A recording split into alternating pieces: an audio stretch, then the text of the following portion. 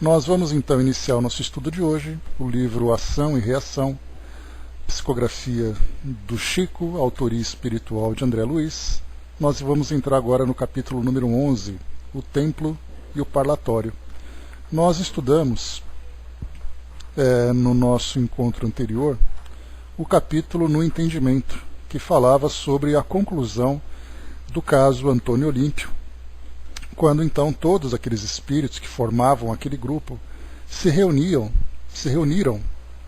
para iniciar um novo processo reencarnatório para ajustes de provas e expiações, conforme foi colocado para nós aqui pelo nosso instrutor Silas, mostrando que são espíritos que estariam vinculados a dores, alegrias, ódio, amor, tudo aquilo que traz para nós muito do que acontece na nossa vida cotidiana. Muitas das provas e expiações que nós vivemos são resultados, dentro de um grupo familiar, dentro também de uma coletividade, resultado das escolhas equivocadas que nós fizemos no passado. Então aqui nós vimos a conclusão. Então tínhamos Antônio Olímpio e Alzira, o casal, Antônio Olímpio mais devedor de todos eles. Tivemos ali também Clarindo e Leonel, os irmãos traídos e assassinados também por Antônio Olímpio, todos eles se juntando no grupo familiar iniciado pelo Luiz, o filho encarnado, que para nós aqui, como nós vimos, eu já comentei com vocês outras vezes, que nem sempre nós temos uma visão clara e completa dos processos reencarnatórios. No caso do Luiz, por exemplo, após o afastamento dos dois tios que eram obsessores, nós tínhamos ainda aqueles outros espíritos que lá estavam, então nós não sabemos como isso se desenrolou, porque o foco era Antônio Olímpio e o processo reencarnatório que começaria. Bom dia, Regina. E bom dia, Andréa. Então nós vamos agora o Templo e o Parlatório, um capítulo grande, vamos ver se a gente, até onde a gente consegue avançar por aqui. E então uma nova fase dos aprendizados de André Luiz e de Hilário. Terminada a fase culminante do caso Antônio Olímpio e interessados na continuidade de nossos estudos, Hilário e eu procuramos um instrutor druso que aconselhou solicitamente após ouvir-nos. Compreendo que a mansão em si já lhes terá fornecido elementos básicos a graves conclusões em torno da lei de causa e efeito. Aqui, na maioria dos problemas, quase sempre encontramos os frutos concretos da ação. Junto de nós é possível verificar de perto a colheita do sofrimento em todas as suas faces difíceis e dolorosas. E sorrindo acentuou: a região infernal permanece superlotada de contas maduras. Aqui a sovinice suporta o azinhavre de atrozes padecimentos. O crime defronta com todas as espécies de angústia no remorso tardio. E a delinquência responsável é surpreendida pelas trevas que lhe agravam as amarguras, porque as coletividades dos lavradores culpados pela plantação de tantos espinheiros não dispõem de coragem para recolher o fruto envenenado da sementeira que se afeiçoam. Desorientados e dementes, sublevam-se contra as flagelações que geraram e caem nas profundezas da rebelião e do desespero. Segundo é fácil de observar, em derredor da nossa casa de reajuste e socorro, tudo, em quase todas as circunstâncias, é sombra e conflito uniformes, assim como o vasto campo incendiado por criaturas imprevidentes a tolerarem compulsoriamente o fogo e o fumo com que lesaram a gleba das próprias vidas. Druso calou-se, caminhou na direção de larga janela que se abria para os nevoeiros exteriores, mirou compadecido a triste paisagem que os nossos olhos conseguiam descortinar, e em seguida voltou para perto de nós, asseverando: ainda assim, será bom prolonguem o trabalho em que se empenham, anotando os princípios de compensação em mais amplos setores. Nesse sentido, consideramos de suma importância as realizações em andamento na esfera carnal, como fatores determinantes de céu ou de inferno nas pessoas que os procuram. Razão porque auguramos aos dois o melhor aproveitamento nas atividades que venham a empreender na zona de relações entre nossa casa e o homem comum não distante. Precisamos reconhecer que todos criamos o destino ou renovamo-lo todos os dias, e aqui o exame de semelhante lição é mais vagaroso, porquanto nosso instituto mais se nos afigura uma estação de chegada em que a culpa se movimenta com lentidão. Entre os espíritos encarnados, porém, mais facilmente se nos revela o mecanismo da lei, através da qual vive a alma nas suas próprias edificações. No vaso da carne, a planta da existência se desenvolve, floresce e frutifica. A morte fisiológica realiza a grande ceifa. Em nosso mundo temos, desse modo, a seleção natural dos frutos. Os raros que se mostram aprimorados são conduzidos à lavoura da luz divina nos planos celestiais para mais ampla ascensão ao grande futuro. Todavia, a massa esmagadora dos que chegam deteriorados ou imperfeitos estaciona nos celeiros de sombra das regiões inferiores em que nos achamos, à espera de novo plantio nas leiras do mundo. É que cada criatura transpõe os umbrais do túmulo com as imagens que em si mesma plasmou, utilizando os recursos do sentimento, da ideia e da ação que a vida lhe empresta, irradiando as forças que acumulou no espaço e no tempo terrestres. Cremos, pois, seja oportuna a observação do assunto entre as almas encarnadas para que se lhes enriqueça a experiência. Bom, nesse trecho inicial da apresentação de Druso para essa nova oportunidade de estudos para André Luiz e Hilário, ele comenta que estudar a lei de causa e efeito naquele ambiente, na dimensão espiritual, é algo que demandaria muito tempo, porque os espíritos, como nós já vimos aqui em alguns casos, precisariam ficar, por exemplo, décadas, séculos, nesse sistema, nessa experiência de purga, né, de purgatório, para poderem reiniciar uma nova experiência, uma nova atividade. Já no mundo físico, nós temos aquele período, né, de nascer, viver e morrer. Portanto, eles podem observar a origem de uma experiência terrena, compreendendo, né, o seu desenvolvimento, a sua evolução, como se chegasse, por exemplo, entre nós e começassem a fazer parte das nossas atividades diárias, tendo uma compreensão do que nós estamos vivendo em termos de provas e expiações. São questões financeiras, são questões de relacionamento, questões de saúde, questões sociais, psíquicas, espirituais. Então basta se aproximar de um grupo e analisar por pouco tempo as circunstâncias que eles estão vivendo naquele momento para ter uma ideia da natureza das provas e expiações. No plano espiritual, isso já se tornaria bastante difícil, porque o espírito que lá chega naquele estado de perturbação é uma perturbação duradoura, que pode demandar, como eu comentei com vocês, muito tempo, sem ter ali uma evolução, sem ter ali uma mudança, uma transformação. Por isso, então, mais fácil para a observação desses aprendizes, observar a evolução desse processo de provas e expiações. Algumas vezes vindas, né, planejadas de um modo compulsório, contra a vontade do espírito, numa imposição, e outras vezes, como nós vimos no caso Antônio Olímpio, com a concordância de todos os participantes de uma determinada circunstância. Bom dia, Mani. O Brás colocou, né, fazer essa leitura do passado do espírito não é fácil, né? E não é mesmo, né, Brás? Porque a gente pode fazer uma leitura até imediata daquilo que o espírito vive após a última encarnação. Mas a gente lembra que dessa última encarnação houve também um desdobramento de várias experiências anteriores. Então seria necessário fazer ali uma leitura muito profunda, estudar aquele prontuário daquele espírito, né, em todas as suas nuances, para poder entender como tudo começou. E aí seria desnecessário, nesse caso, né, seria desnecessário porque, a menos que seja um caso muito específico, como desses que nós estudamos aqui, para poder entender por que o espírito chegou naquela condição. Inclusive nós temos um livro chamado 15 séculos de uma trajetória.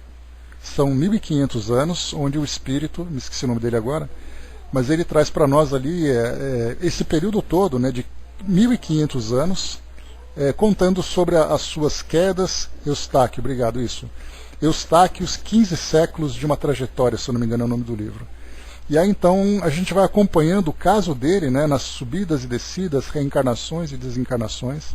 Então foi possível, através desse livro, focar naquela experiência a título de aprendizado para nós. Mas para esse estudo específico sobre um outro espírito, somente os planejadores reencarnatórios, os espíritos responsáveis pela sua história, né? Então, cada um ali tem a sua história, mas nesse caso, né, como foi explicado para nós, inclusive, aqui na Mansão da Paz, tanto por Silas como por Druso, né, que é o diretor da instituição, foi explicado que o tratamento para esses espíritos diz respeito, ou os tratamentos, né, dizem respeito à reencarnação imediata que eles tiveram, porque essas encarnações imediatas são as mais impactantes. Então o espírito desencarna trazendo o reflexo daquilo que ele viveu na última encarnação, como nós vimos nesses casos aqui. O caso de Antônio Olímpio, o caso dos dois irmãos, né, Clarencio e Leonel, Clarindo e Leonel, né? Então, vemos assim que tudo aconteceu na encarnação que eles acabaram de deixar, toda a trama foi criada em torno dela, por isso então o foco fica. Então, somente em casos específicos há um estudo mais aprofundado, né, sondando seus pensamentos, conhecendo ali a história através de outros espíritos, né, envolvidos naquela situação. A Andréia colocou, né, me lembrei daquele grande galpão de Os Mensageiros, com quase 2.000 dormindo, né? Então ali eles estavam naquela condição de inconsciência, e a gente lembra que André Luiz ele começou então a fazer uma sondagem na mente dos espíritos que estavam despertando. Ele não chegou a mexer naqueles que estavam numa inconsciência muito profunda, né? Era ali uma inconsciência superficial, já começando a clarear.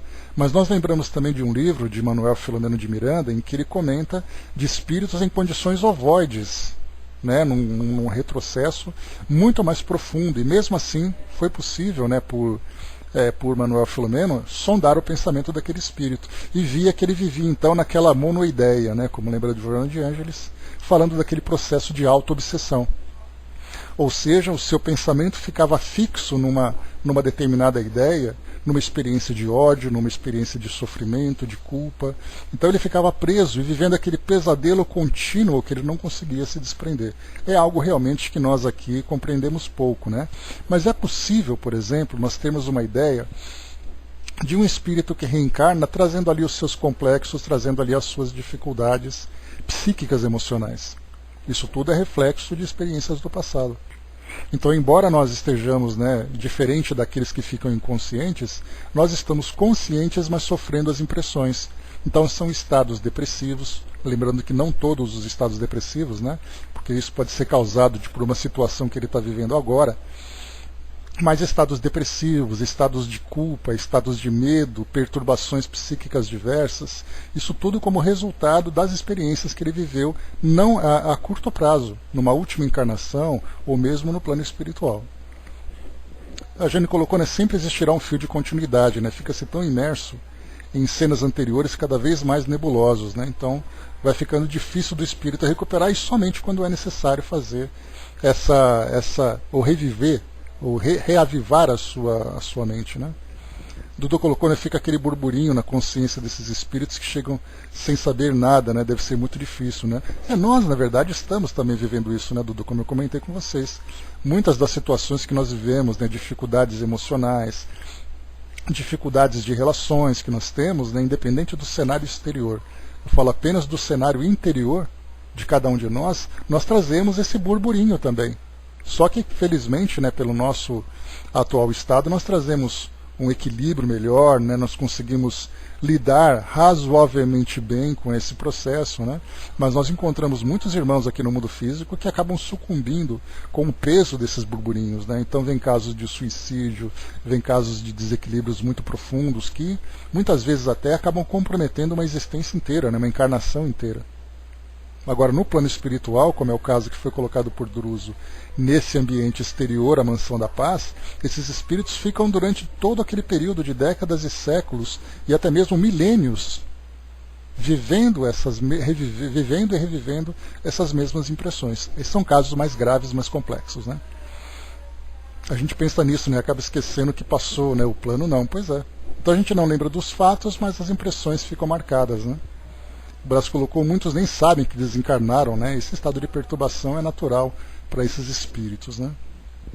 O bom é que a personalidade é mutável, né? Felizmente é o processo de evolução, né? Tudo evolui. Então, o aprendizado vem, né? Pelo amor ou pela dor, como nós sabemos. Então foi proposto aqui mais uma vez para que André Luiz e Hilário viessem aqui à esfera física para acompanhar então alguns espíritos que estão encarnados, vivendo ali, né, aquele processo de recuperação da lei de causa e efeito, espíritos que estavam vinculados à Mansão da Paz. Como eu comentei com vocês em outra oportunidade, quando nós reencarnamos, nós não chegamos aqui de uma forma autônoma. Nós estamos vinculados a uma instituição que planejou a nossa encarnação, que trabalhou ali pela elaboração do nosso projeto reencarnatório, espíritos que fazem parte também desse processo, espíritos amigos, espíritos familiares, espíritos responsáveis, né? Então, nesse caso, nós estamos estudando casos, vamos estudar aqui casos de espíritos que estavam, de alguma forma, vinculados à Mansão da Paz e de lá partiram nessa nova reencarnação, como é o caso que nós vimos desse grupo de Antônio Olímpio. Estudamos também, inclusive, né, lá no próprio Memórias de um Suicida, espíritos que também estavam reencarnando, como o próprio caso de Camilo, que reencarnaria aqui no mundo físico, trazendo como provas expiações, as consequências do suicídio que ele cometeu em existência anterior, e ele então reencarnaria estando ainda vinculado àquela instituição. Então, de lá ele partiu, para lá ele voltaria então, né? O Brás colocou, já ajudei a conscientizar um parente que não sabia que tinha morrido, né? Pois é, eu lembro dessa história, Brás, que você colocou, né? Isso porque não é aquele espírito de grandes perturbações, são espíritos em condições normais, em condições comuns, que acabam desencarnando sem terem muita consciência da realidade pelo fato de não terem estudado, não terem se espiritualizado, né? Não terem tido a oportunidade de compreender o que é a reencarnação. Vamos em frente. Aquelas ponderações ditas em tom paterno comoviam-me intensamente. Druso pronunciava-as com afabilidade e tristeza, não obstante sorrisse.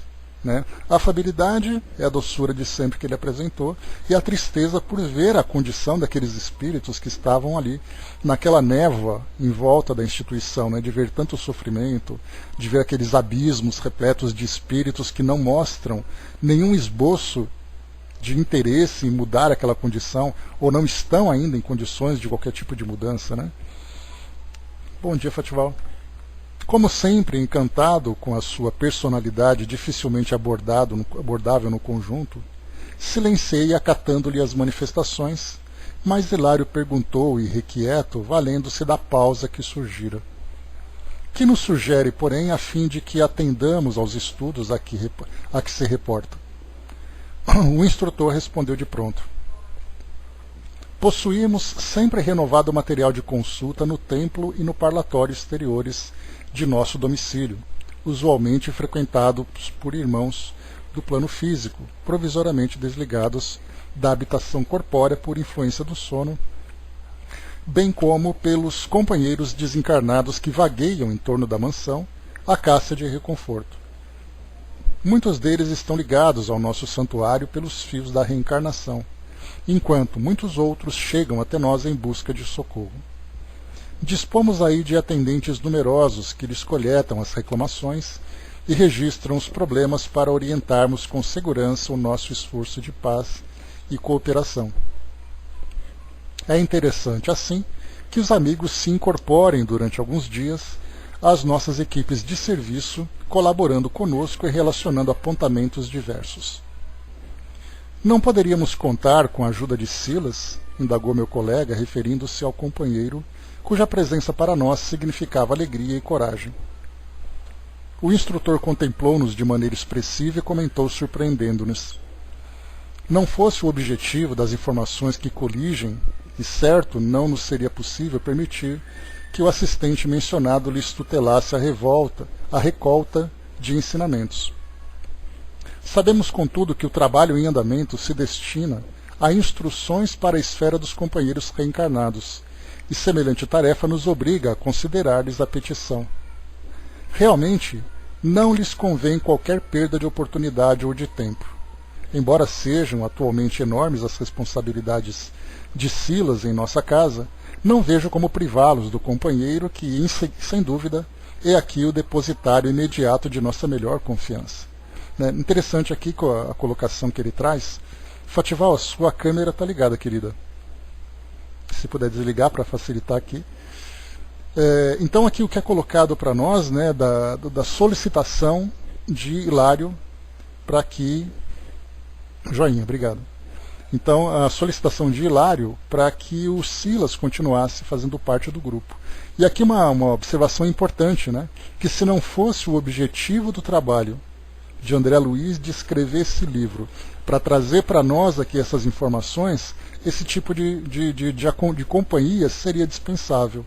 Mas no caso, né, pela importância do trabalho que André Luiz faz, não apenas ali de um espírito aventureiro, curioso, pelo contrário, ele vem ali com aquela missão de reportar aqui para nós, através dessas obras, essa dinâmica nessa instituição e também, né, do plano espiritual como um todo. Então, por isso, essa petição dele foi atendida, mantendo ali Silas como companheiro de aprendizado. Logo após, enquanto mergulhávamos em silenciosas considerações acerca do seguro serviço de inteligência com que o grande benfeitor nos seguia à meta, Silas foi chamado à nossa presença, recebendo recomendações no sentido de prestar-nos a assistência precisa. Instrutor e assistente, em conversação íntima e rápida, permutaram impressões cuja significação total não nos foi possível perceber. Terminado o entendimento, Silas marcou o horário exato em que nos cabia efetuar o reencontro, e com isso a nossa entrevista com o governador da mansão fora praticamente encerrada.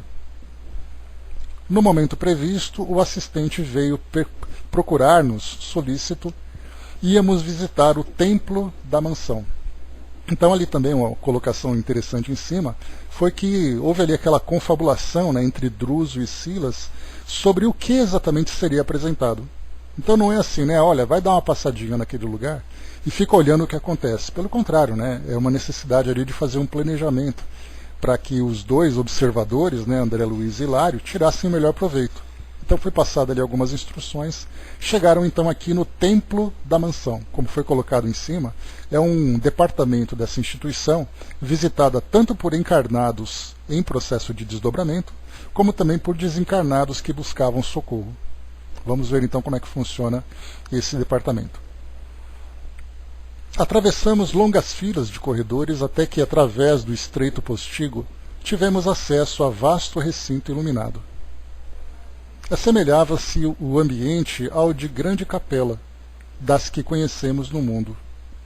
De face voltada para o exterior, uma cruz de radiante material argênteo sobre alva e simples mesa, encostada no centro do fundo, era o único símbolo religioso ali existente. Mas de todas as paredes laterais, a se caracterizarem por brancura de neve, distinguiam-se pequenas reentrâncias esculpidas em forma de nichos. A luz dominante casava-se de encantadora maneira com melodia cariciosa a ressoar docemente no largo corpo da nave. Que mãos invisíveis produziriam a música veludosa e terna que nos inclinava à reverência e à meditação? Mais de 200 de entidades diversas, formando piedoso conjunto em fileiras quase do mesmo número, postavam-se em prece ante os nichos vazios. Então aqui ele fala de uma quantidade de 200 pessoas dentro daquele templo, já dá para a gente ter uma ideia do tamanho.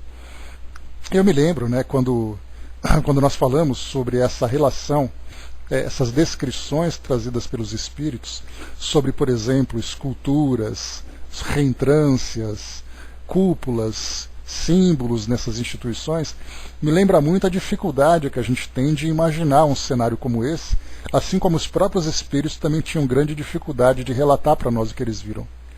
Eu me recordo do livro O Nome da Rosa, que eu tive o prazer de ler, e depois eu fiz uma comparação com o filme O Nome da Rosa. Então, numa parte do livro, quando eles então chegam lá no mosteiro e eles começam a fazer uma descrição, principalmente da igreja, né, dentro do mosteiro, Eles falam então sobre todos os detalhes das estátuas, sobre todos os contornos, cores, a luminosidade, enfim, todos os detalhes que tem ali. E no filme então eles procuraram trazer essa representação. E a gente vê a dificuldade que é, porque o filme, por mais que se esforce, né, ele acaba não representando exatamente aquilo que é relatado. Então aqui nós temos uma situação semelhante também. O esforço de André Luiz em algumas poucas linhas para relatar um lugar tão detalhado, um lugar que traz ali um tom cerimonial tão poderoso, tão forte, né, em que as pessoas, como ele coloca para nós, né, apenas de ouvir a música veludosa e eterna que nos inclinava à reverência e à meditação.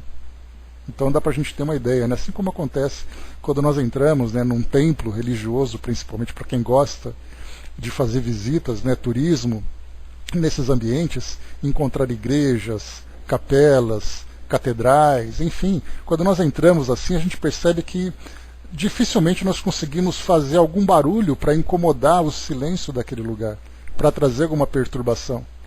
A própria autoridade do ambiente faz com que nós silenciemos. E muitas vezes até fazendo com que nós nos emocionemos só de estar naquele lugar. Dá para a gente imaginar o que é isso então no mundo espiritual. Se apenas as paredes, apenas a estrutura, a arquitetura já provoca esse efeito, imaginemos no plano espiritual em que as vibrações são altamente intensas sobre nós, né? Então é mais ou menos aquilo que André Luiz procura descrever para nós nesse local. Aí vai da criatividade de cada um tentar entender exatamente o que ele quis dizer, como é esse local que ele descreveu. De tão grande que era, como nós vimos aqui, 200 de entidades, mais uma vez aqui, né, formando piedoso conjunto, significa que eram espíritos ali em condições de sofrimento, em fileiras quase do mesmo número, postavam-se em prece ante os nichos vazios. Não sei que estranha emotividade me tomou a alma toda. A fé simples da infância reconquistara-me o íntimo. Lembrei minha mãe colocando a oração primeira em meus lábios, e como se as vibrações daquela hora fossem abençoada chuva a lavar-me todos os escaninhos do espírito, ouvidei por instantes minhas velhas experiências da vida para somente pensar no Supremo Senhor, no Deus e nosso Pai, nosso Deus e nosso Pai. Lágrimas quentes rorejaram-me a face. Quis algo perguntar ao assistente bondoso. Contudo, naquele primeiro contato com o santuário externo da mansão, nada consegui fazer senão orar e chorar copiosamente. E, por isso mesmo, embora pudesse controlar a expressão verbalista, para que a palavra não me escapasse desordenadamente da boca, contemplava a luminosa cruz entre respeitoso e comovido. Recordei o mensageiro divino que a utilizara em sacrifício para traçar-nos o caminho da vitoriosa ressurreição, e repetia no imo d'alma: Pai nosso que estás no céu, santificado seja teu nome. Venha a nós o teu reino, seja feita a tua vontade assim na terra como no céu. O pão nosso de cada dia dá-nos hoje. Perdoa as nossas dívidas, assim como perdoamos aos nossos devedores. Não nos deixes cair em tentação e livra-nos do mal, porque são teus o reino, o poder e a glória para sempre. Assim seja. Reparei que Silas me acompanhava nos os menores movimentos interiores, porque ao terminar a prece dominical, disse-me afetuoso: é verdade, André, raros conseguem penetrar esse ambiente sem se escudarem na oração. E relanceando o olhar sobre Hilário, que igualmente enxugava lágrimas espontâneas, como a incluí-lo no carinho das observações que exteriorizava, continuou: este pequeno campo de pensamento está sublimado pela compulsão e pela dor de milhares. Incontáveis legiões de almas edificadas no sofrimento e na fé por aqui hão passado, em pranto de arrependimento ou de esperança, de gratidão ou de angústia. Nosso templo interno, de cujos serviços vocês já participaram, funciona qual se fora o vivo coração de nossa casa, enquanto que este santuário exterior, é o símbolo das nossas mãos em prece.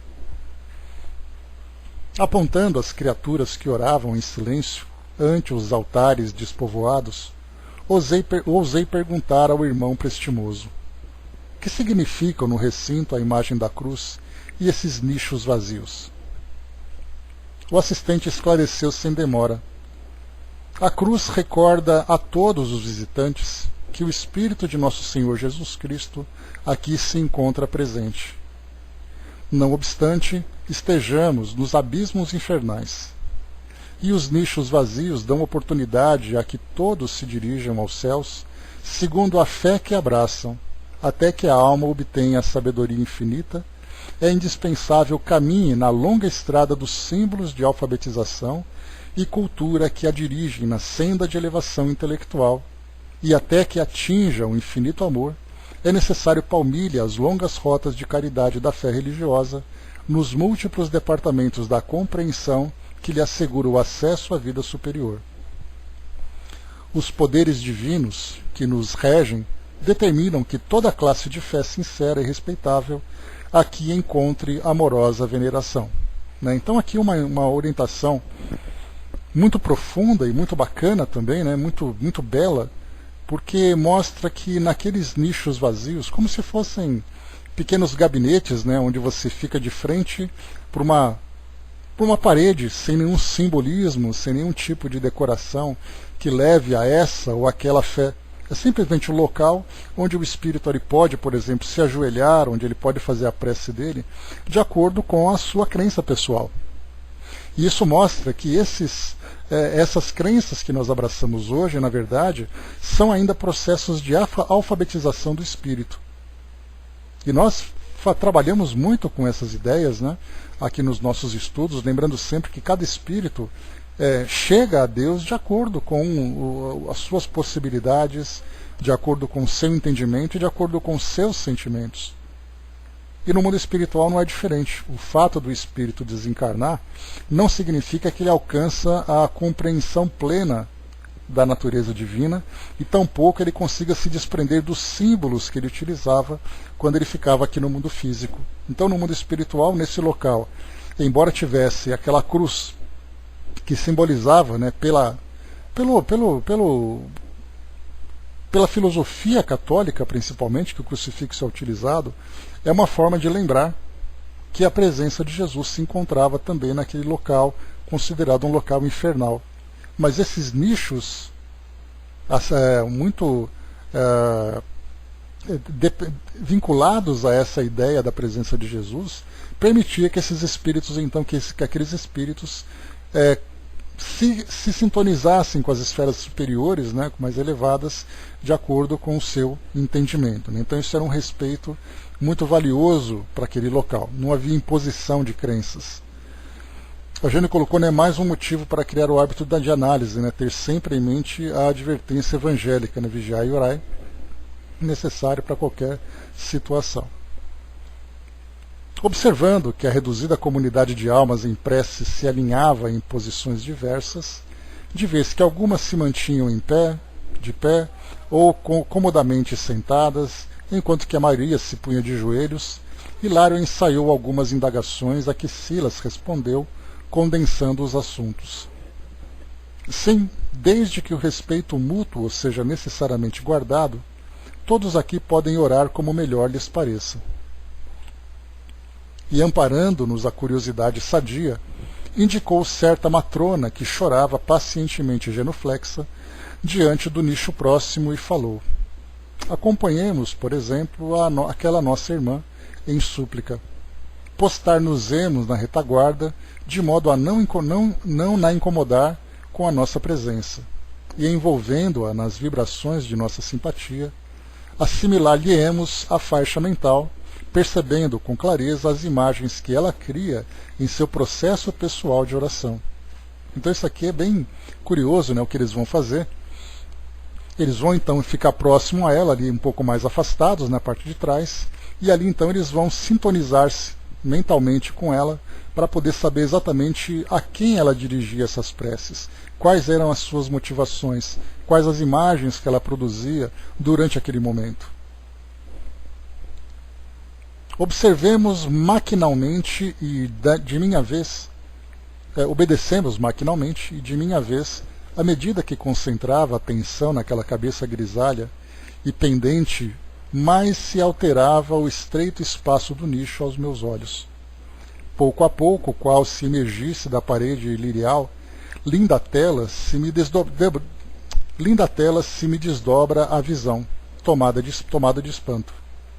Era a reprodução viva da formosa escultura de Teixeira Lopes, representando a Mãe Santíssima chorando o Divino Filho morto.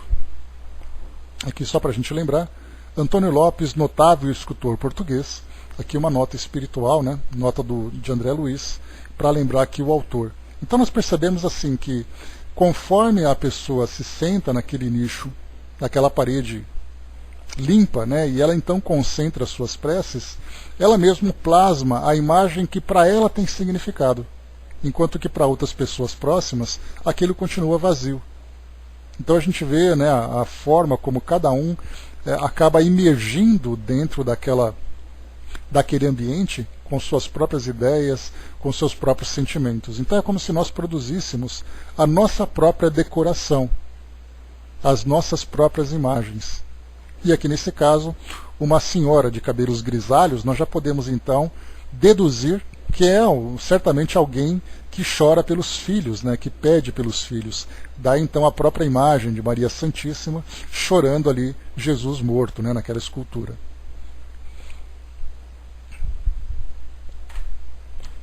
Só um instantinho.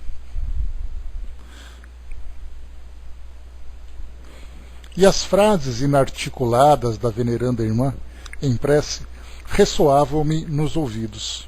Frases inarticuladas, né? Vamos ver como é que ela consegue, como é que seria ali as suas preces. Mãe Santíssima, Divina Senhora da Piedade, compadece-te de meus filhos que vagueiam nas trevas. Por amor de teu Filho sacrificado na cruz, ajuda-me o espírito sofredor para que eu possa ajudá-los. Bem sei que, por sinistro apego às posses materiais, não vacilaram em abraçar o crime.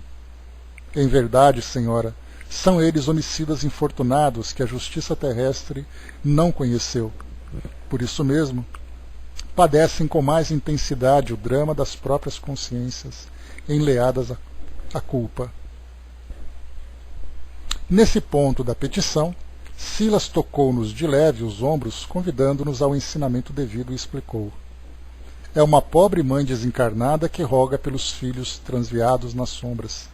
Invoca a proteção de Nossa Mãe Santíssima, sob a representação de Senhora da Piedade, segundo a fé que o seu coração pode, por enquanto, albergar, no âmbito das recordações trazidas no mundo. Isso quer dizer que a imagem de nossa visão, essa observação ficou, porém, no ar, porque Silas completou presto. É uma criação dela mesma, reflexo dos próprios pensamentos com que tece a rogativa. Pensamentos esses que se ajustam à matéria sensível do nicho, plasmando a imagem colorida e vibrante que lhe corresponde aos desejos. Aquilo que eu comentei com vocês, daquela projeção que ela acaba, então, imprimindo naquele local, de acordo com as suas convicções. E aí então nós poderíamos encontrar outros nichos com espíritos ali trazendo, né, nas suas crenças protestantes, evangélicas, nas suas crenças até mesmo espíritas, ou nas suas crenças hinduístas, budistas, judaicas, muçulmanas, umbandistas, enfim, cada um ali de acordo com as suas tradições, né? Lembrando, né, claro que aqui no Brasil, principalmente naquela época, né, década de 1950, a presença da Igreja Católica era soberana aqui no Brasil. Então nós tínhamos ali outras religiões que procuravam ali conquistar o seu espaço, mas a predominância era católica. Mas nós podemos imaginar também outras instituições de recolhimento de espíritos sofredores em outras regiões do mundo, no Oriente Médio, na Europa, na Ásia, onde essa fase inicial de esclarecimento religioso é respeitada. Não há imposição, né, por exemplo, bom dia, Marião, imposição para que um espírito mude as suas convicções. Pelo contrário, existe uma liberdade plena, embora entre os espíritos, né, ainda presos a essas ideias terrenas, existe ali aquela ideia de preferência, de que Deus valoriza muito mais uma crença do que outra, né? Mas isso é algo muito relacionado com a nossa infância espiritual ainda, né? A nossa imaturidade. Então, colocado para nós aqui sobre a imagem que ela teceu, e nós vimos então aqui a própria história. O detalhe que vale a pena aqui no comentário que ela fez foi mais ou menos aquilo que o próprio Antônio Olímpio acabou vivendo também. Porque quando ele então, ambicionando a herança que veio, né, para ser dividida entre os 3 irmãos, ele então, tomado por aquela ganância, ele acabou assassinando os 2 irmãos, provocando um acidente naquele lago onde eles se afogaram. A justiça terrena, como nós vimos no relato dele, considerou aquilo como sendo simplesmente um acidente. Eles se afogaram. Então ele ficou livre da justiça terrena. Mas em compensação no plano espiritual, a sua consciência, né, o abordou com mais intensidade ainda. Que foi o que nós vimos aqui. Essa senhora então pedindo pelos filhos que cometeram ali um homicídio, que não foram investigados pela justiça terrena, foram ali, ou se foram, né, foram absolvidos de alguma forma, e aí então no mundo espiritual, chegando como criminosos, que escaparam da justiça terrena, não escaparam da justiça divina, né, fazendo com que suas consciências pesassem sobre eles mesmos. A Jane colocou a análise individual, né, e se é dolorosa é porque infringiu a lei. Né, é igual aqui, estamos estacionados no consolo, resultados imediatos. Esquecemos ou não queremos ver a responsabilidade. Né? Até mesmo por falta de compreensão, né, Jane? A ideia do mundo espiritual, ela acaba sendo apresentada de formas muito diferentes. Então, como cada um acredita numa coisa, você tem a crença, mas nem sempre, não necessariamente tem a convicção. E quando nós falamos sobre a imortalidade, nós falamos sobre as leis divinas que acabam regendo, né, nossas ações, a lei de causa e efeito, que depois vem ali trazer as suas cobranças ou trazer os seus benefícios, né, lembrando sempre que causa e efeito não significa apenas punição, mas causa e efeito também significa gratificação. Porque se eu tenho uma causa positiva, o efeito será também positivo. Mas, infelizmente, nesse ambiente onde nós nos encontramos, a ação e reação acaba sendo aquela justiça bastante severa para aqueles espíritos de alguma forma culpados.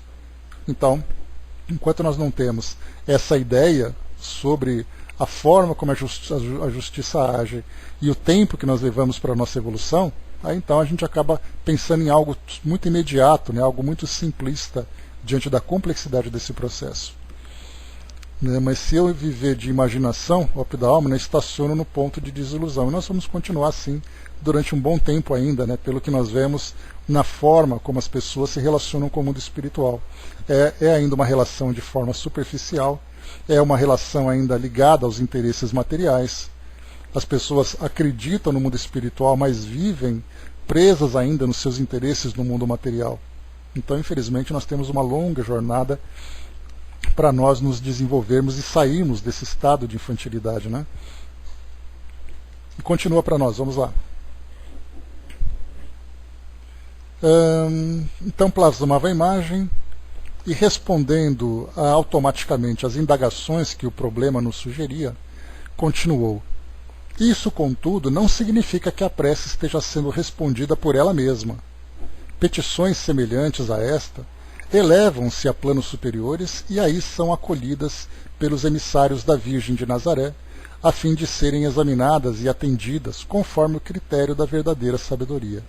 Aqui 2 pontos importantes. Ele traz aqui a ideia de Maria como Virgem de Nazaré. Isso é um dogma católico, né, que fala sobre a concepção através de um anjo e tudo mais, coisas que nós já estudamos na doutrina espírita, mostrando que naquela época em que esses elementos religiosos começavam então a se fundamentar, onde a Bíblia começou a ser escrita lá com São Jerônimo e outros teólogos da época, outros estudiosos, a ideia do pecado do sexo, né, era um pecado mortal. E Jesus, sendo ali o próprio Deus encarnado dentro desses dogmas católicos, ele não poderia ser concebido a partir de um ato que era considerado um pecado.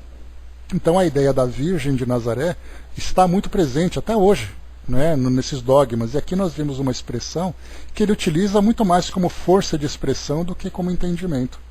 Porque, do contrário, se fosse levado em consideração essa verdade da Virgem de Nazaré, nós veríamos ali uma infração direta nas leis naturais de Deus, que fala sobre a reencarnação através de um processo biológico, né? Então aqui é apenas uma expressão que ele utilizou. A Virgem de Nazaré, como ela é conhecida, como ela era conhecida e ainda é conhecida nesses meios. E o outro caso que nós vemos aqui também, um outro ponto importante, é aquela expressão usada pelo Chico, quando ele dizia, né, que as preces de uma mãe arrombam as portas do céu. E aqui nós temos então uma mãe fazendo as suas rogativas para os filhos criminosos, né? Então, como ele foi colocado aqui, essas petições se elevam nos planos superiores e são acolhidas.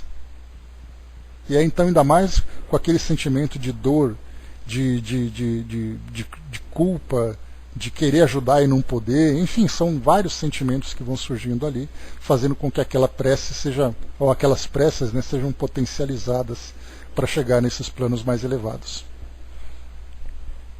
Espraiando o olhar pelos circunstantes, prosseguiu esclarecendo. Encontram-se aqui devotos de vários grandes heróis do cristianismo, em diversos cultos de fé. Aí quando ele fala sobre esses grandes heróis do cristianismo, nós falamos aqui dos santos, né, principalmente. Então cada um ali com o seu santo de devoção. Mais uma vez, como eu comentei, nós estávamos numa época em que o catolicismo era muito forte. Então a grande maioria dos espíritos que chegavam no plano espiritual mesmo nessa região de sofrimento eram espíritos católicos. Não eram espíritos de outras denominações como nós temos hoje, né? Uma diversidade muito grande, uma diversidade muito maior. E olhando em torno, com sua ampla experiência, apontou outra senhora em oração, acrescentando: ali temos nobre matrona, exorando a proteção de Teresinha de Lisieux, a doce monja do Carmelo, desencarnada na França. Então ele traz aqui uma nota de rodapé também para lembrar: Santa Teresa do Menino Jesus, na Igreja Católica, desencarnada no Carmelo de Lisieux, França, 30 de setembro de 1897. Né? Então, como nós vimos aqui, é uma... Não, Rose já saiu, né? Nós vimos aqui, então, a devoção dela, dedicando, então, a essa santa, né? Mais uma vez o nome dela, Santa Teresinha do Menino Jesus. Foi o nome que ela recebeu na sua canonização. E a mensagem dela alcança o coração da famosa freira, indagou Hilário com o otimismo de sempre. Como não? Respondeu o interlocutor. Depois da morte do corpo, as criaturas efetivamente santificadas encontram as mais altas cotas de serviço na expansão da luz, ou da caridade, do conhecimento ou da virtude, de que se fizeram a fonte viva de inspiração quando no aprendizado humano. O céu beatífico e estanque existe apenas na mente ociosa daqueles que pretendem processos sem trabalho e paz sem esforço. Tudo é criação, beleza, aprimoramento, alegria e luz incessantes na obra de Deus, a expressar-se divina e infinita, através daqueles que se elevam para o infinito amor. Assim, pois, o coração que deixe na terra uma sementeira de fé e abnegação passa a nutrir do plano espiritual a lavoura das ideias e dos exemplos que legou aos irmãos de luta evolutiva, lavoura essa que se expande naqueles que lhe constituam o ministério sagrado, crescendo assim em trabalho e influência para o bem, no setor da ação iluminativa e santificante que o Senhor lhe confia. Então, um trecho interessante, né, que mostra de que forma que esses espíritos que foram efetivamente canonizados, né, ou seja, almas efetivamente santificadas, de que forma que elas se comportam no mundo espiritual. Nós não falamos de uma canonização política, como infelizmente nós encontramos hoje, né? Basta a gente lembrar, por exemplo, não é uma crítica, é apenas uma constatação para que nós possamos observar a quantidade de santos católicos que tiveram origem na Itália, é uma coisa muito grande, diferentemente do Brasil, que nós tivemos a primeira santa católica que foi canonizada, né, que foi a Irmã Dulce. Então nós tivemos aqui um santo, me esqueci o nome dele agora, me esqueci o nome dele, que ele viveu aqui no Brasil e foi canonizado. Tivemos então a irmã Dulce, que foi canonizada agora também, enquanto que na Itália nós temos ali centenas de santos, né? Então nós vemos assim que pelo fato de ser algo muito relacionado com política interna, com regiões de influência e tudo mais, nós temos aqueles que mereceram esse título de santidade que não tiveram merecimento e outros que efetivamente tiveram. Basta a gente lembrar, por exemplo, que todo Papa, depois que ele desencarna, ele é automaticamente beatificado. E depois dos 3 milagres investigados pela Igreja, ele é canonizado. E quando nós voltamos para a Idade Média, quando nós encontrávamos uma igreja altamente corrupta, os papas, na verdade, eram líderes políticos, militares, econômicos, que faziam muito mais pelos interesses mundanos do que pelo interesse espiritual. E após a desencarnação eles eram beatificados, porque diziam que o Papa era um espírito definido, determinado por Deus. Então nós vemos assim como as políticas religiosas acabam criando uma ilusão do lado de cá, para nós, né, que vemos ali todo aquele cerimonial, todo aquele processo político, né, e tudo mais, e no plano espiritual, quem realmente são aqueles espíritos que foram efetivamente santificados. Então essa é a diferença que nós vemos, né? Que é muito fácil hoje, você faz ali um pequeno processo, alimenta a crença das pessoas e pronto. Basta a gente lembrar, por exemplo, o padre Cícero Romão Batista, né, que é um santo popular, mas não é um indivíduo canonizado pela Igreja, por tudo aquilo que ele fez, por toda a sua história e tudo mais. Do nosso ponto de vista, ele tem ali esse espectro de santidade. Do plano espiritual, só eles lá que sabem de acordo com suas próprias realizações. Então tem aquela parte política, tem aquela parte popular, tem a parte das crenças, tem tudo isso que vai envolvendo. Mas no plano espiritual, como ele foi colocado aqui então, como ele colocou assim, depois da morte do corpo, as criaturas efetivamente santificadas encontram as mais altas cotas de serviço. Então, aqueles espíritos que trabalharam pelo bem, nós vimos muitos desses espíritos, né, no próprio, dentro do corpo da doutrina espírita, em especial no Evangelho segundo o Espiritismo, quando nós temos ali os nomes dos espíritos que assinam aquelas mensagens. Então, desses espíritos mostram a atividade no mundo físico, porque nós estudamos a sua biografia, e depois nós vimos ali então a continuidade do trabalho no plano espiritual. Então, essas almas, quanto mais elevadas elas se encontram, maiores são as atividades que elas realizam.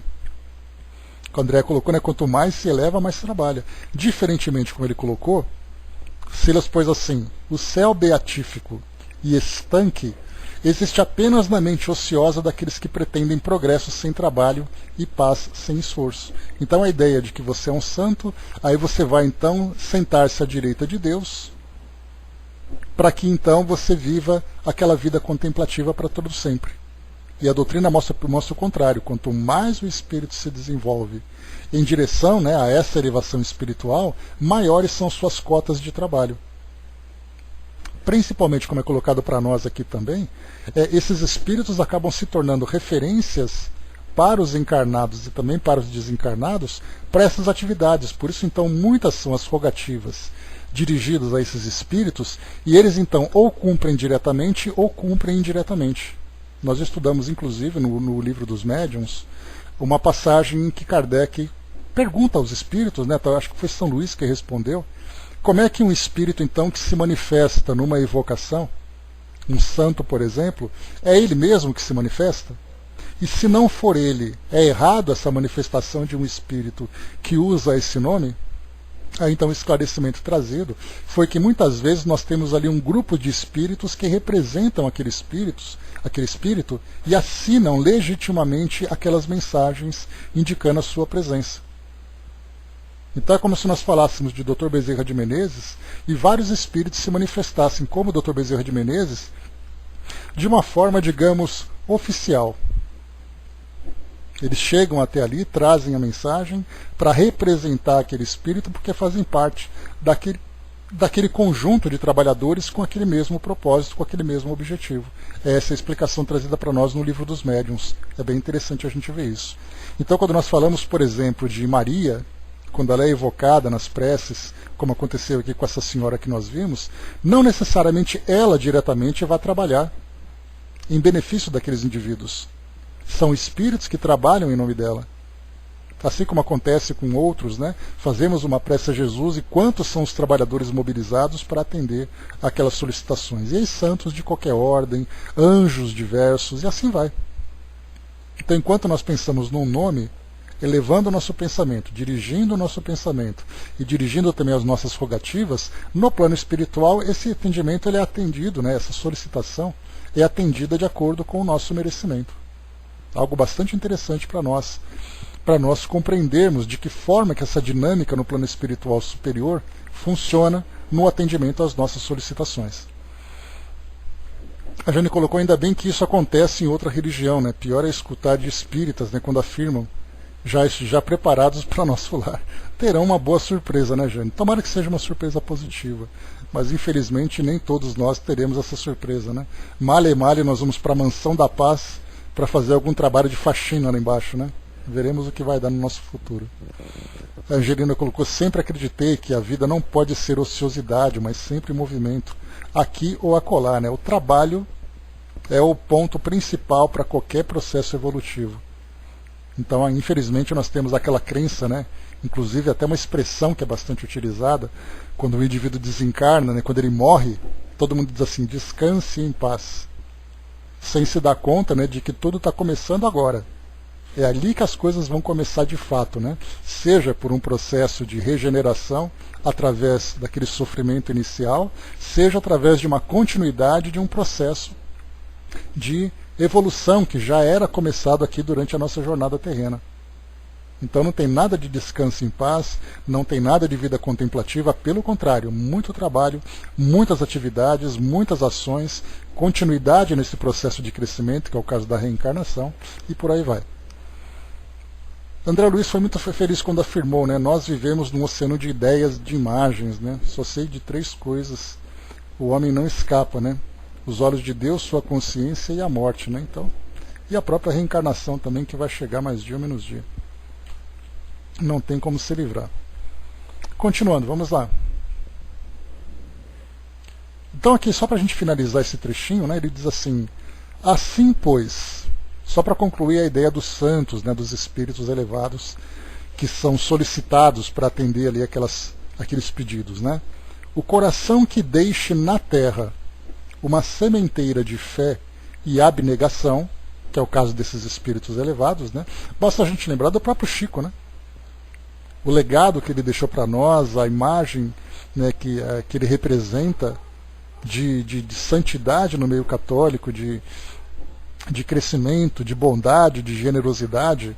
Então, o coração que deixe na terra uma sementeira de fé e abnegação passa a nutrir, no plano espiritual, a lavoura das ideias e dos exemplos que legou aos irmãos de luta evolutiva. Lavoura essa que se expande naqueles que lhe continuam o ministério sagrado, crescendo assim em trabalho e influência para o bem, no setor da ação iluminativa e santificante que o Senhor lhe confia. Então imaginemos, por exemplo, que nós abraçamos a causa que o Chico trouxe para nós. E quando nós abraçamos a causa, significa que nós vamos trabalhar na nossa instituição, nós vamos continuar fazendo a divulgação, fazendo o trabalho assistencial, o trabalho caritativo. Inclusive nós criamos uma fundação, por exemplo, né, um centro espírita, com o nome do Chico para homenageá-lo e tudo mais. Então nós vemos que existe uma ligação entre nós aqui no mundo físico, ou mesmo no mundo espiritual, daqueles espíritos que espelham, que se espelham naquilo que essas almas, nesses espíritos elevados, desenvolveram.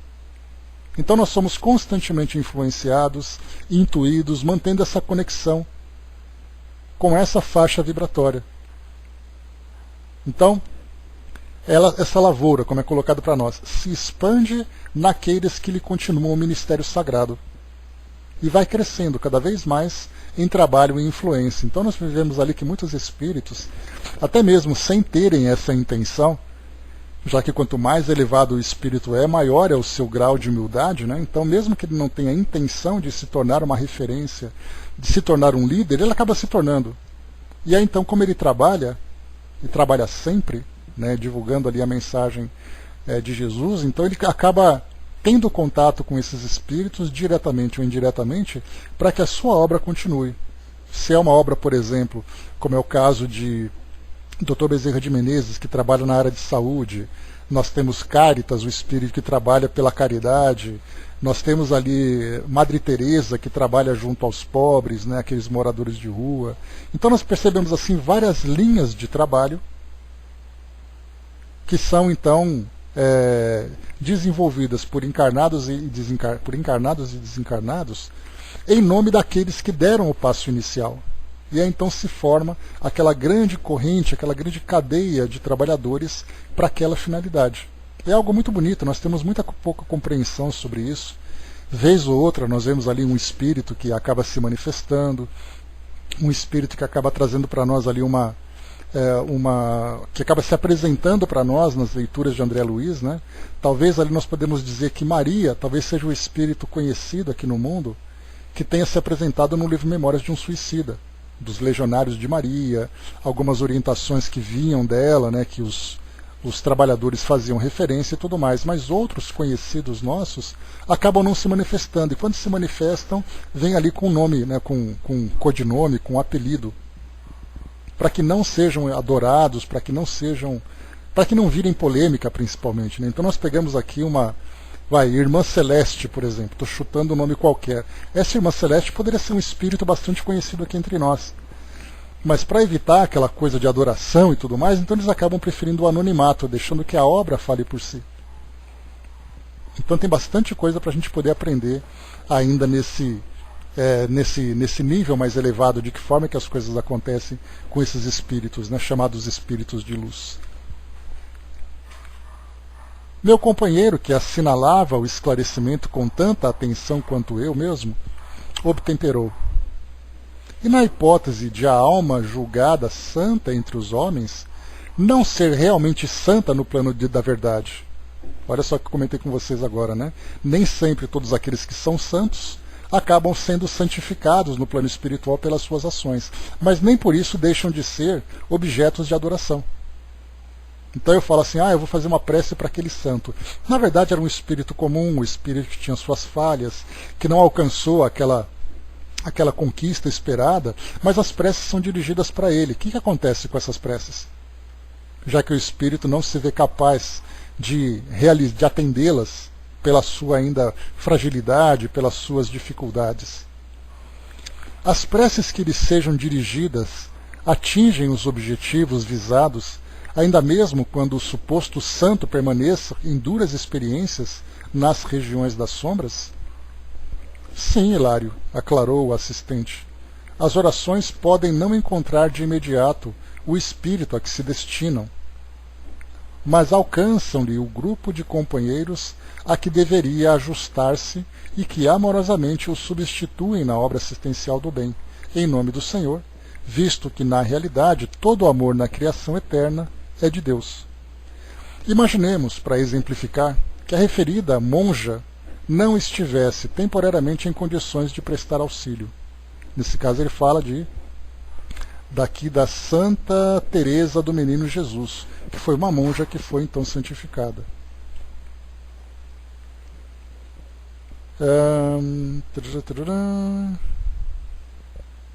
Deixa eu só pegar aqui um trecho que eu parei. Tá. Imaginemos, para exemplificar, que a referida monja não estivesse temporariamente em condições de prestar auxílio.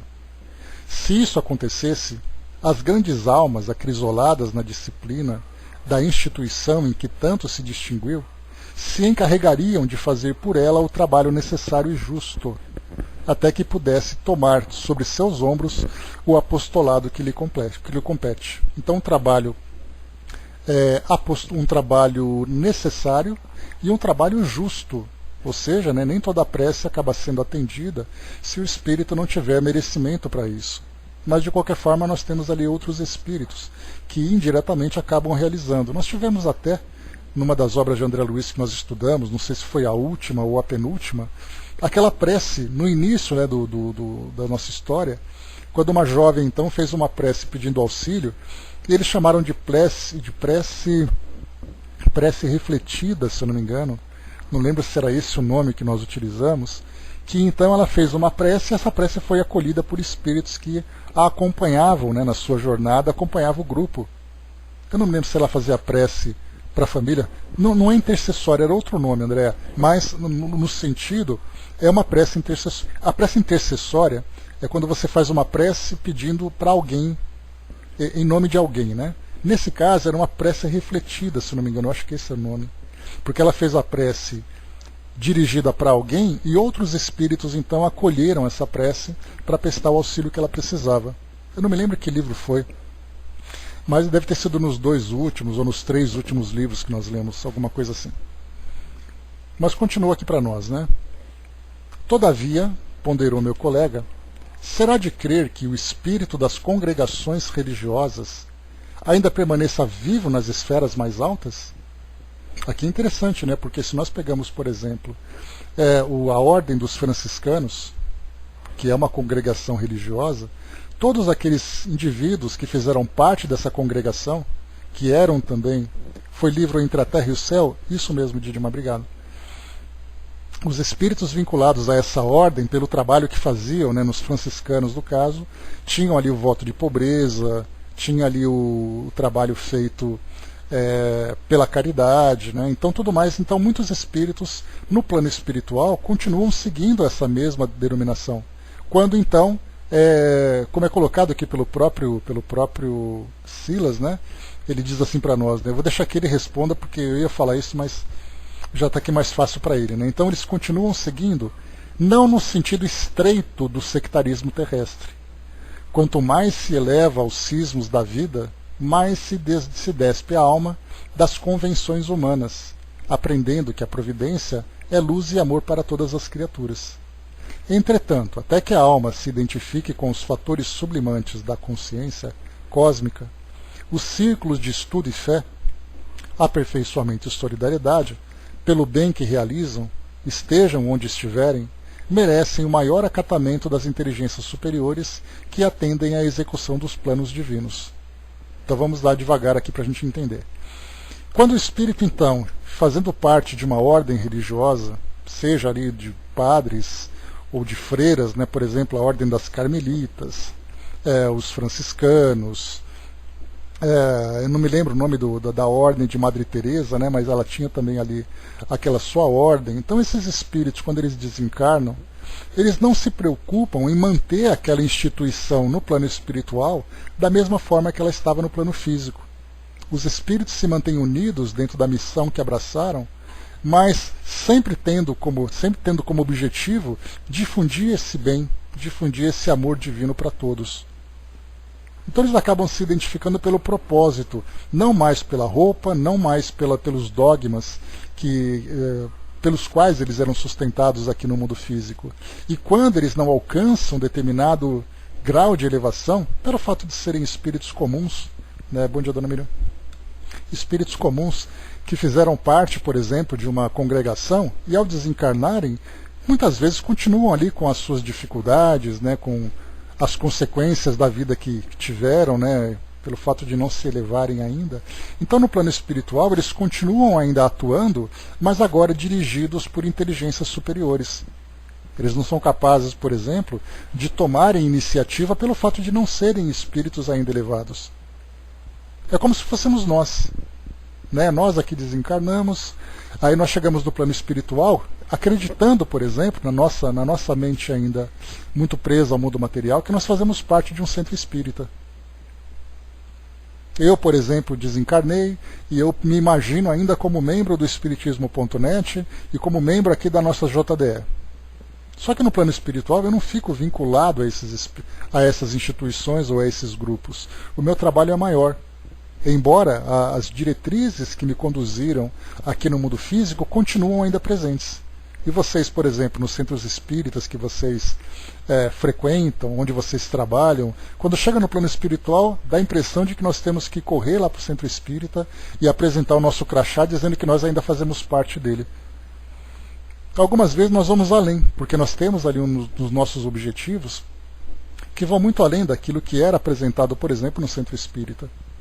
Ou outras vezes nós continuamos vinculados a ele, inclusive trabalhando, né, como nós já vimos, trabalhadores encarnados que desencarnaram, né, que eram trabalhadores encarnados após a desencarnação, continuam fazendo parte da instituição, participando das reuniões mediúnicas, fazendo parte dos trabalhos assistenciais, dos trabalhos administrativos no plano espiritual, porque é o objetivo deles. Mas conforme a gente vai então se elevando, a gente vai se desprendendo da instituição terrena e começa então a ter uma visão muito mais ampla, não apenas ali, naquele local, mas a gente vai então atuando onde, por exemplo, a doutrina espírita se difunde, e não apenas naquele centro espírita que faz a sua divulgação. Se no centro espírita nós temos essa ideia de vínculo com esses espíritos, imaginemos numa congregação religiosa que é tão mais complexa e tão mais tradicional dentro do meio católico. E é aí então que a gente vai perceber que quando nós desencarnamos, a primeira ideia que nós temos é a nossa personalidade terrena. E essa personalidade terrena diz respeito à nossa família, à cidade que eu vivia, o centro espírita que eu frequentava, a profissão que eu realizava. Conforme a gente vai falando, peraí, eu não sou mais encarnado, então eu posso ir além, a gente vai então se elevando. Mas enquanto isso não acontece, a gente continua vinculado a esses trabalhos, já que esses trabalhos são benéficos para nós. Dudu colocou, né, e os que chegam aqui através de mensagem, né, ainda tenho certeza do aprendizado aqui na salinha. Não, esses que estão aqui, Dudu, de alguma forma estão vinculados à oportunidade do trabalho. Não necessariamente que nós tenhamos um compromisso reencarnatório, mas a gente lembra, né, que onde o trabalho, aonde o bem, a gente fala isso agora de um modo mais amplo, né, aonde o bem, aonde o esclarecimento, aonde o estudo, a assistência está presente, os espíritos se aproveitam dessas oportunidades. Então, exatamente, acham a luz onde tem. Então você precisa ali, num determinado momento, levar um grupo de espíritos para ajudar, ou mesmo espíritos que aproveitam a oportunidade para nos ajudar. Então, assim, oportunidade. Nós temos o trabalho e eles têm ali o auxílio, caso uma coisa com a outra. Agora nós temos outros grupos também, não sei se é o caso nosso, não temos condições de avaliar isso, se isso foi compromisso assumido no plano espiritual, não sabemos. Então as coisas vão acontecendo nesse processo, onde tem a oportunidade de auxílio, essa oportunidade é aproveitada, tanto para nós como para eles também. André colocou, né, então não poderemos continuar estudando aqui, por que não? Né? Assim como nós temos esses espíritos que participam do nosso grupo aqui também, lá também do outro lado acabam aproveitando, né? Pode ser por aqui, pode ser aprendizados muito maiores, muito melhores, né? Então o vínculo continua, né? A Jane colocou, né? Porque nós achamos que no dia seguinte encontraremos com o nosso guia, né? Muitos se acham merecedores, né? Vamos lembrar de Emmanuel, que avisou ao Chico, né? Cuidado que podes falir, adverte, né? Já para mim será assim, né? Eu avisei, fez porque quis, deixa acontecer pela minha teimosia, né? Então, assim, tudo vai. Primeiro a gente tem que ter ali aquele equilíbrio, né? Porque para que a gente possa entender a presença e a influência desses espíritos, que são os nossos guias, os nossos mentores e tudo mais, nós precisamos estar em condições para isso. Então nós passamos aquela fase inicial de adaptação no mundo espiritual, de equilíbrio, aí então nós somos levados a ter esse contato. Porque do contrário, a gente lembra que a presença desses espíritos pode ser para nós uma tortura. Imagina um espírito que traz a consciência culpada, de repente dá de cara com o guia espiritual dele. Ele não consegue nem olhar de vergonha, de constrangimento, de medo. Então tudo ali nós precisamos ter aquele esclarecimento para que todo encontro, para que toda atividade que nós façamos no mundo espiritual seja positiva, seja benéfica. E é por isso que nós vemos então esse período de estudo, de trabalho inicial, de esclarecimento, até o momento que a gente fala, bom, agora você está pronto para conversar com aqueles espíritos com quem você teve algum compromisso. Porque do contrário, para nós, como eu disse, né, acaba sendo uma grande tortura. Lembrei de Joaquim, em Memórias de um Suicida, né, queria uma entrevista com Deus. Pois é, temos essa pretensão, de acordo com as crenças que nós temos, né? Até porque a Bíblia está recheada disso, né, Jane? Porque Deus falou com um espírito, Deus falou com outro, então é natural que eles continuem acreditando que as coisas são tão simples assim, né? Mas enfim, trouxe para nós então esse esclarecimento, para a gente finalizar então, né? Logo após, como se quisesse fixar em nosso espírito os méritos da lição, dirigiu o olhar para certa senhora que se mantinha em prece não distante de nós e depois de ligeira observação conduziu-nos até ela, recomendando-nos a atenção. Então, nós paramos por aqui. Deixa eu ver aqui, página 153, deixa eu ver quanto tempo falta para a gente... Olha, dá para continuar ainda, se vocês esperarem 15 minutinhos. Vamos então em frente aqui, que está no final. Deixa eu ver aqui... Então, muito bem.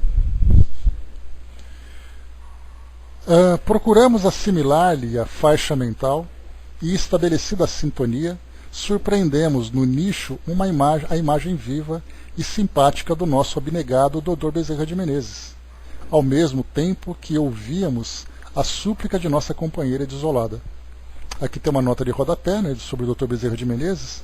Dr. Adolfo Bezerra de Menezes, apóstolo do Espiritismo Cristão no Brasil, desencarnado no Rio de Janeiro em 11 de abril de 1900. Então, aqui comentário de André Luiz. Então, a prece dela. Dr. Bezerra, por amor de Jesus, não abandones meu pobre Ricardo nas trevas da desesperação. Meu esposo infeliz atravessa rudes provas. O generoso amigo, ó generoso amigo, socorre-nos. Não permitas que ele desça ao abismo do suicídio. Dá-lhe coragem e paciência, sustenta-lhe o bom ânimo. As dificuldades e as lágrimas que o afligem no mundo caem sobre minha alma como chuva de fel. Silas interrompeu-nos a reflexão, acentuando: segundo reconhecemos, o santuário serve à oração digna, sem cultos especiais.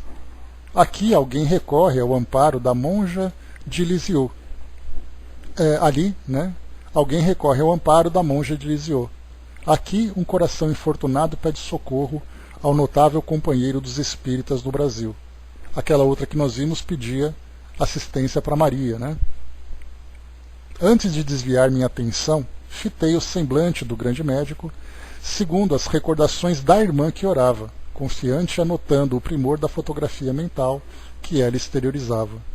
Víamos ali o retrato do Dr. Bezerra, qual o conhecemos, sereno, simples, bondoso, paternal. Precedendo-nos as interrogações costumeiras, o assistente informou: com mais de 50 anos consecutivos de serviço à causa espírita, depois de desencarnado, Adolfo Bezerra de Menezes fez jus à formação de extensa equipe de colaboradores que lhe servem a bandeira da caridade, aquilo que nós conversamos há pouco, né? Centenas de espíritos estudiosos e benevolentes obedecem-lhes as diretrizes na lavoura do bem, na qual opera ele em nome do Cristo. Desse modo, alegou Hilário, é fácil compreendê-lo agindo em tantos lugares ao mesmo tempo. Lembra que comentei com vocês? Que às vezes nós temos ali vários Bezerras de Menezes aportando em várias instituições e na verdade todos trabalham em nome dele, né, trabalhando pela equipe que ele dirige. E algumas vezes é necessário que ele se apresente dessa forma para que as pessoas sejam motivadas, né, em suas crenças, em suas convicções. Perfeitamente, concordou Silas. Como acontece na radiofonia, em que uma estação emissora está para os postos de recepção, assim como há uma só cabeça pensante para milhões de braços. Um grande missionário da luz, em ação no bem, pode refletir-se em dezenas ou centenas de companheiros que lhe acatam a orientação no trabalho ajustado aos desígnios do Senhor. Bezerra de Menezes, invocado carinhosamente em tantas instituições e lares espíritas, ajuda em todos eles, pessoalmente ou por intermédio de entidades que o representam com extrema fidelidade.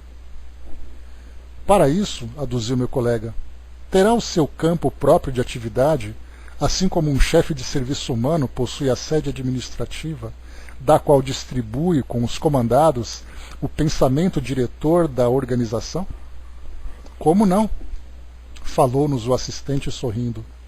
O senhor, que tem meios de instalar codignamente qualquer dirigente de trabalho humano, ainda mesmo nas mais ínfimas experiências da vida social no planeta, não relegaria a intempérie dos missionários da luz no plano espiritual. Assim dizendo, Silas discretamente nos compelia a caminhar na direção da porta de acesso ao pátio exterior do templo. Alcançando a saída, notamos que a claridade ambiente se apagava quase que de chofre, a poucos metros do pórtico, dando-nos a ideia de sofrer tremendo impacto nas sombras circunstantes. No enorme átrio, adensava-se turba imensa. Grupos diversos conversavam em voz alta. Havia quem chorasse, quem deprecasse, quem gemesse. Nossa visão, ainda não adaptada, mal registrava os contornos da grande multidão que ali se aglomerava. Entretanto, podíamos ouvir com precisão palavras e gritos, rogativas ardentes e desconsoladores apelos. Notando a estranheza, o assistente observou comovido. Aqui temos o parlatório da mansão, ao qual comparecem grandes fileiras de almas sinceras e sofredoras. Observem, almas sinceras e sofredoras, mais habitualmente em profundo desespero, a inibir as vantagens da oração pacífica, e com expressivo gesto ajuntou. Neste grande recinto, dedicado à palavra livre, encontramos realmente a nossa divisa vibratória. Além dele, é a dor inconformada e terrível, gerando monstruosidade e desequilíbrio a exprimirem o inferno da interpretação religiosa comum. No entanto, muros adentro de nossa casa, é a dor paciente e compreensiva, criando renovação e reajuste para o caminho dos céus. Diante dos quadros deprimentes sobre nossa vista, não dispunhamos de expressão para qualificar o estupor de que nos sentíamos dominados. Foi por isso que nos calamos de maneira instintiva perante a quietação do assistente que, a nosso ver, recorria silencioso ao favor da oração. Então, saindo de um ambiente para outro, e saíram daquele local tão iluminado, aquele lugar com uma vibração tão elevada das preces, logo após, saindo ali, passando daquele local, já encontravam um lugar do parlatório, que nada mais é do que aquele ambiente onde as pessoas conversam.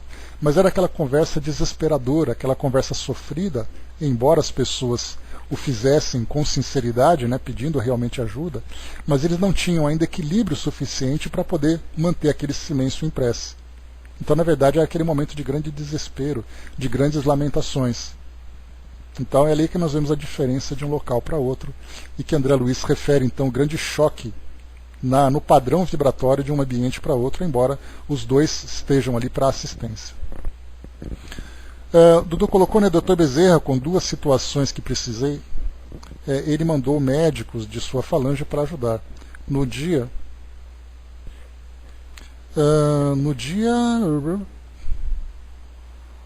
Não entendi aqui, Dudu.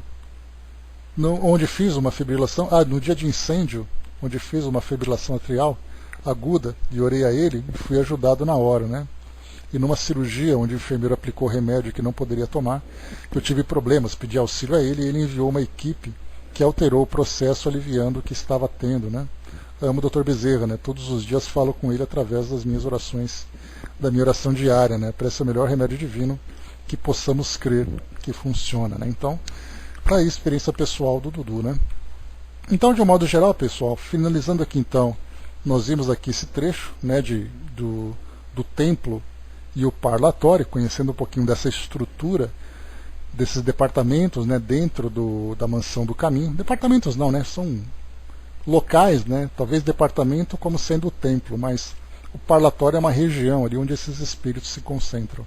Deu para a gente ter uma ideia de que forma que acontece a presença dos espíritos elevados na assistência, esses grupos de trabalho, essas influências que são exercidas para atender às solicitações tanto de encarnados como de desencarnados vinculados à instituição.